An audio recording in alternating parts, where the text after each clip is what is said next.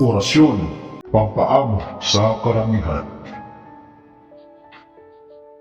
Pero bago ang lahat ng yan, kung bago ka pa lang sa channel na ito, gusto nyo ang mga ganitong sapi, ay inaanyayahan ko kayo i-click ang subscribe button at ang bell icon. At sa ganon ay lagi kayong update sa bago tayong upload.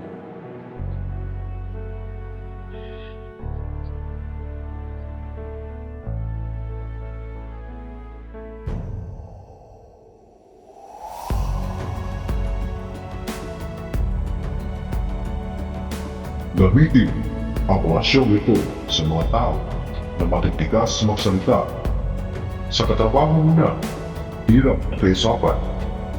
Sa mga tao sa iyong paligid na matitigas ang loob. Nasalin lamang po ito bago umalis ng bahay o manaog sa bahay. At bago kausapin ang mga tao na gusto mong paamuhan. Una, magdasal ng isang abanalin. Isang Panginoong Maria at isang sumasampalataya at isunod ito 3 beses. Jesus, Jesus, Jesus, Santa Cruz, Espiritu ninyo, lahat kayo ay aamo sa akin.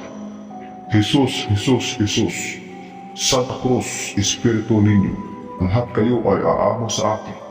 Jesus, Jesus, Jesus, Santa Cruz, Espiritu ninyo, lahat kayo ay aamo sa akin. Yan po ang ating orasyon.